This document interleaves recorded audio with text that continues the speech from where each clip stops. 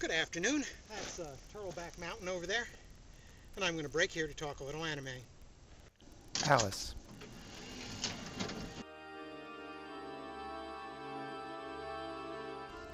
Ally is an early computer-made 3D graphic sci-fi anime feature from 10 years ago. I've decided the periods in the title are silent when pronouncing it because I don't know why they're there. Teenage Alice Hayashi sets out on a space shuttle flight. She's one of the world's youngest astronauts, getting a free trip to the moon because she won a contest. But thanks to some sort of accident, the shuttle crashes in Lapland. Soon she's running for her life across a frozen tundra, chased by a pack of gunmen. She has help from one of the flight stewardesses from the crash shuttle, whose dedication to passenger safety apparently doesn't end when the plane crashes. Alice soon meets Yuan, a hermit boy hiding from all sides in the ongoing conflict. Alice's confusion deepens when Yuan tells her that it's 30 years in her future, 30 years since she left Japan. The world's an even worse mess than when she left it. And for some reason, Alice is caught in the middle of some revolution.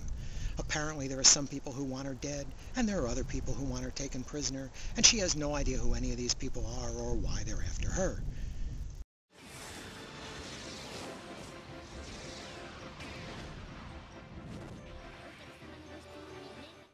It seems the world of the future is ruled by an evil, mad tyrant, Nero, who controls a huge robot army and all the world's computers. Opposing him is a small band of liberation fighters who have their own mad scientists to help them. Alice is caught in the middle of their fight. Alice needs to find out what's happening and why all those people are shooting at her. She sets out to find answers with the help of Yuan, and that stewardess robot, who Alice now names Maria just to have a name.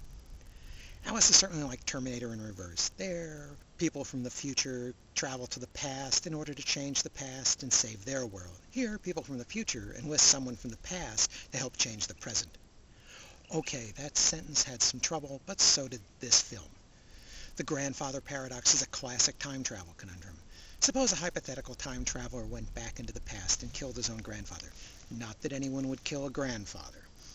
If his grandfather's killed, then the time traveler doesn't exist, in which case he didn't kill his grandfather and the time traveler exists.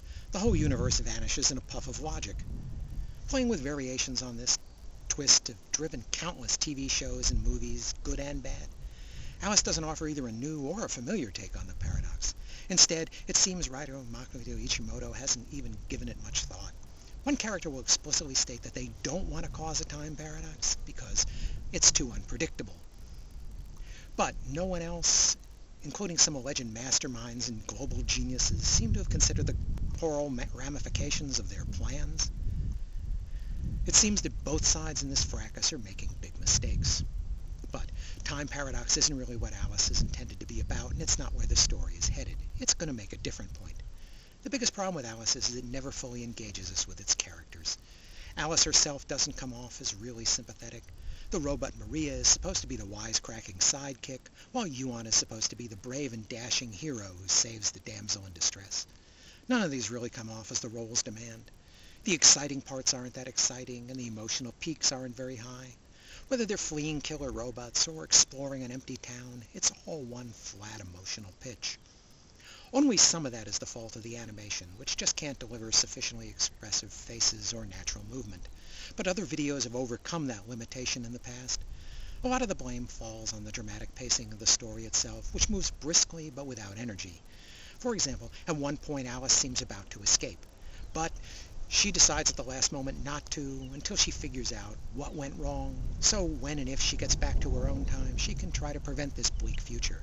It's a dramatic shift in the story as Alice goes from being victim to heroine, but it needs to be sold as the key turning point of the story. Instead, it passes with all the passion of deciding to catch a later flight so she could spend more time in the duty-free shop. Ultimately, the story suffers from just sloppy plot elements. Alice was directed by Kenichi Mashimo. It's a very early all-CGI film. Not surprisingly, it looks dated by today's CGI standards. The characters look like dolls or puppets and have a limited range of facial expressions, which makes them hard to get us drawn into their stories.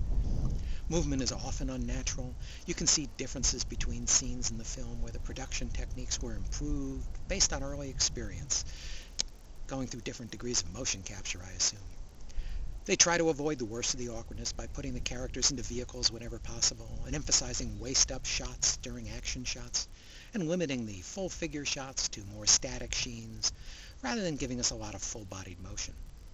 The doll-like appearance of the characters and the awkward motion sometimes make me think of those old Jerry Anderson puppet shows, like Thunderbirds.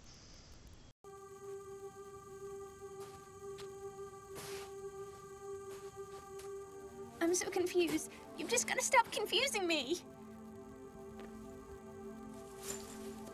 There's not much detail in any of the backgrounds. Interiors tend to be dark and moody and swallowed in shadow and flat black backgrounds. Exteriors are usually snow white, with the backgrounds covered with blowing snow and ice.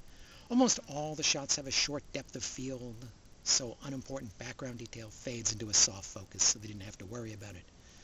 The background music from Harada Akira worked well enough in the soft scenes. It provides some nice accompaniment for some, such as when Alice watches an aurora display in the Arctic sky, or contemplates a destroyed village.